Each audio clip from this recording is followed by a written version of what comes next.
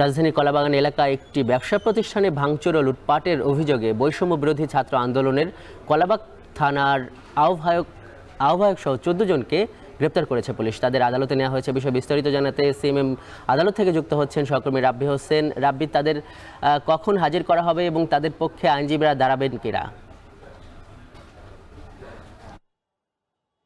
লিমন, তাদেরকে এখনও আদালতে তোলা হয়নি।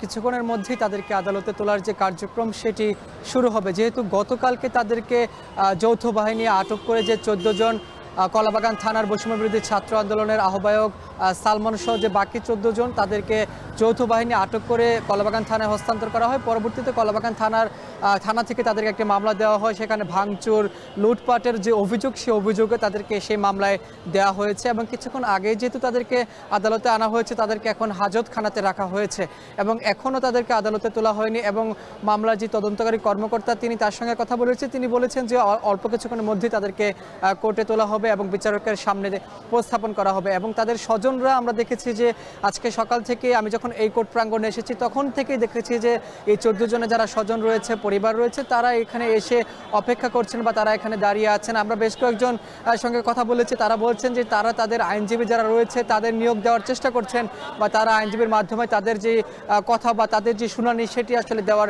তারা চেষ্টা করছেন। তবে রাষ্ট্রপক্ষের আইনজীবীও এখানে থাকবেন এবং তারা নিশ্চয়ই এখানে তুলে ধরবেন। আমরা একজনের সঙ্গে কথা বলার সুযোগ পেয়েছি যে এখানকার যারা এই আসামি যারা রয়েছেন তাদের পরিবারের সঙ্গে, তারা বলছেন যে তারা অনেকেই সেখানে গিয়েছেন যে এই হামলা ভাঙচুরের উদ্দেশ্যে তারা যায়নি, তারা উদ্দেশ্যে না যাওয়ার পরেও তাদেরকে আসলে গ্রেপ্তার করা হয়েছে, আটক করা হয়েছে, সেই বিষয়টি তার পরিবার বলেছেন। এবং তার পরিবার আরও বলেছেন যে তাদের আইনি যে লড়াই রয়েছে সেটি আসলে তারা করবেন, করে তাদের যেই পরিবারের সদস্যরা রয়েছে তাদেরকে মুক্ত করবেন।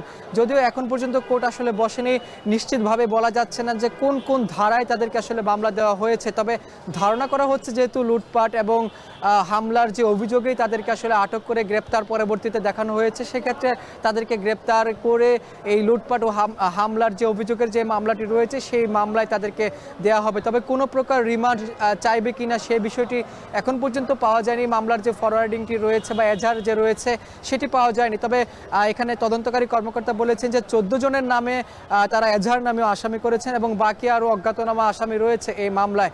এবং তাদেরকে এই মামলায় যখন কোর্টে প্রেরণ করা হবে তখন আসলে বলা যাবে যে কোন কোন ধারায় মামলা দেওয়া হয়েছে বা তাদের পক্ষে কোনো আইনজীবী দাঁড়ায় কি না বা রাষ্ট্রপক্ষের আইনজীবীরাই কি বলেন।